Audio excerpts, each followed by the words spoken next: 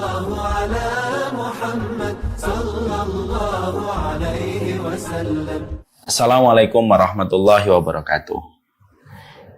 Innal hamdalillah wassalatu wassalamu ala Rasulillah wa ala alihi wa sahbihi wa man tabi'ahum bi ihsan ila yaumil qiyamah. Kepada seluruh penuntut ilmu yang hadir pada kesempatan hari ini, dimanapun kita berada yang telah tersambung dengan Zoom meeting dan telah tersambung secara online. Ini menunjukkan betapa Allah memudahkan kita dan Allah telah memberikan kepada kita sebuah media untuk merajut persaudaraan di antara kita. Kalau Allah sudah memudahkan banyak hal untuk ketaatan kita, maka tidak ada alasan lagi untuk kita mendatangi sebuah ketaatan. Ini juga merupakan bagian dari sebuah kebaikan yang Allah kirimkan kepada kita. Karena pada dasarnya setiap orang, setiap manusia yang Allah inginkan kebaikan, Allah mudahkan jalannya bagi dia untuk mempelajari ilmu. Semoga kita senantiasa mendapatkan kemudahan di dalam kebenaran, mendapatkan kemudahan di dalam kebaikan, dan semoga kita senantiasa mendapatkan kemudahan di dalam kita menjalankan proses istiqomah di dalam kehidupan. Alhamdulillah, tentunya senang sekali kita bersyukur kepada Allah atas seluruh nikmat yang Allah berikan kepada kita.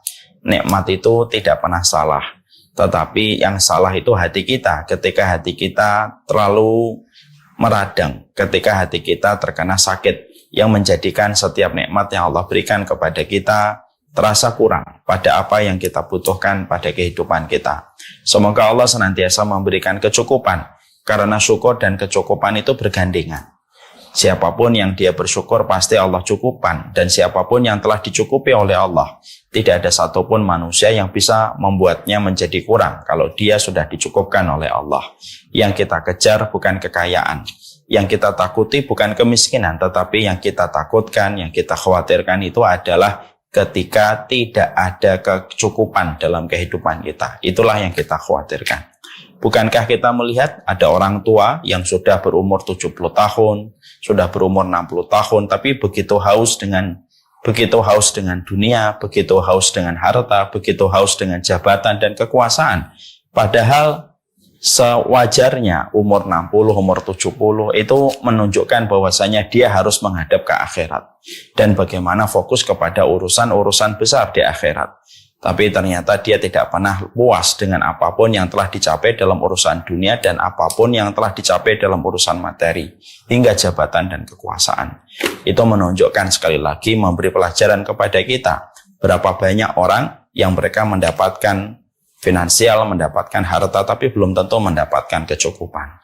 Kita juga sering mendapati berapa banyak orang yang tampaknya lebih miskin daripada kita, mungkin finansialnya lebih kurang daripada kita, tapi tersenyum bahagia, mampu beramal dengan amalan akhirat, dan tahu prioritas di dalam hidupnya untuk menuju ke akhirat, ketika dia selalu merasa cukup dengan apa yang telah dia peroleh. Inilah yang kita kejar. Kenapa sih kita bersyukur? Karena syukur itu akan menjadikan kita merasakan kecukupan. Siapapun yang tidak bersyukur tidak akan pernah dicukupkan oleh Allah. Dan siapapun yang tidak pernah dicukupkan oleh Allah, kata Imam Syafi'i, berarti pasti hidupnya tidak akan pernah tenang.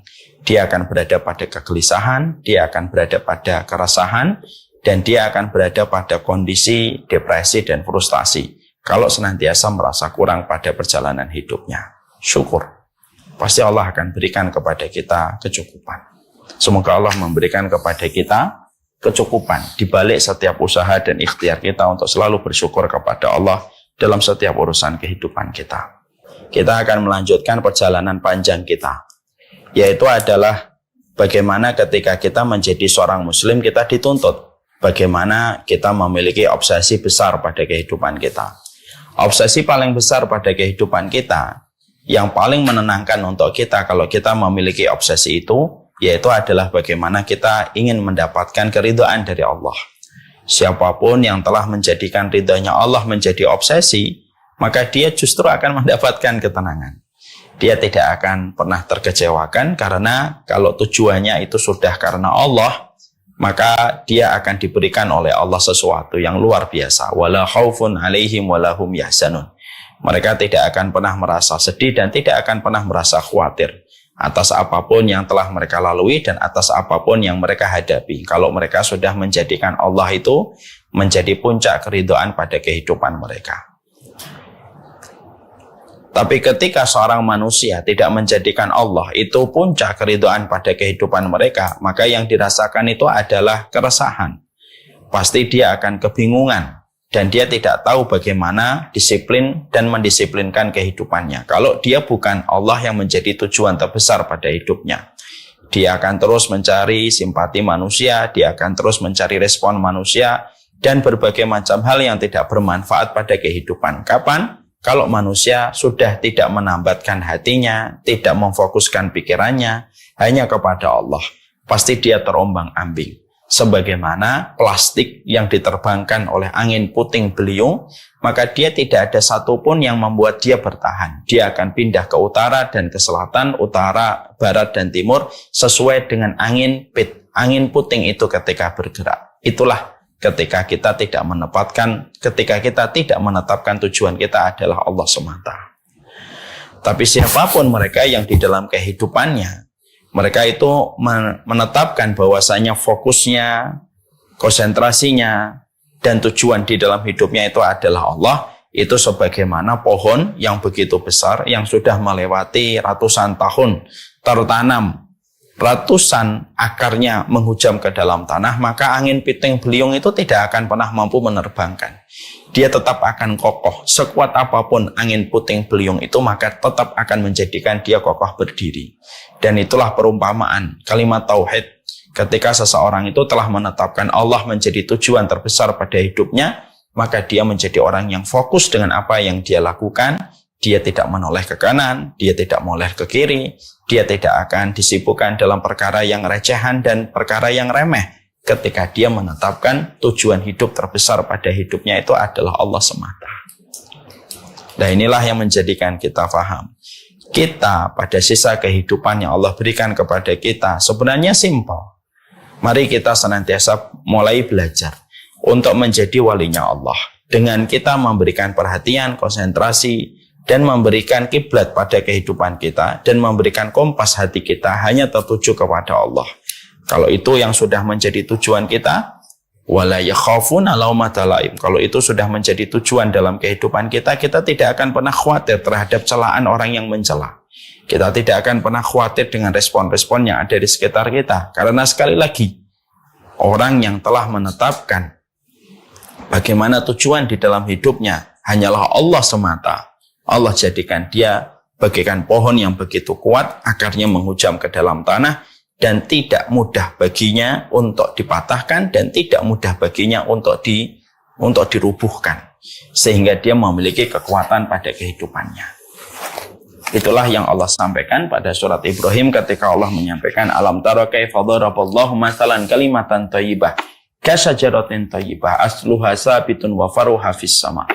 Makanya Allah menyampaikan, apakah kamu tidak memperhatikan bagaimana kalimat thayyibah, kalimat tauhid kalau sudah menghujam ke dalam tanah, kalau sudah menghujam ke dalam hati manusia, Allah jadikan dia sebagaimana pohon dengan akar yang begitu luar biasa, menghujam, mengakar ke dalam tanah, bagaimana daunnya dan bagaimana rantingnya itu menjulang ke atas langit, tetapi akarnya menghujam ke dalam tanah. Dan itu menunjukkan kepada kita kekuatan terbesar manusia itu adalah kalau mereka sudah menetapkan Allah menjadi tujuan besar pada hidupnya. Dia kuat, dia tidak mudah untuk rubuh, dia tidak mudah untuk jatuh, dia tidak mudah untuk kecewa. Kenapa? Itulah kekuatan paling besar yang Allah sampaikan pada ayat yang tadi kita baca. Inilah yang menjadikan kita akhirnya memahami, ya, kenapa kita mempelajari sebuah materi 40 karakteristik mereka yang dicintai oleh Allah. Karena pada dasarnya materi ini melatih kita, membimbing kita, mengarahkan kepada kita bagaimana kehidupan kita senantiasa bisa menempatkan Allah itu menjadi tujuan pada kehidupan kita. Menjadikan Allah menjadi tujuan terbesar pada kehidupan kita itu tidak bisa dilakukan dengan kebutuhan. Tidak bisa dikerjakan hanya dengan modal semangat. Tapi menjadikan Allah menjadi target terbesar pada hidup kita, menjadi obsesi terbesar pada kehidupan kita itu harus dilakukan dengan rumpun ilmu. Sebagaimana yang dijelaskan Allah, sebagaimana yang dijelaskan Rasulullah. Karena panduan ilmu yang akan menjaga kita dari segala macam kesalahan.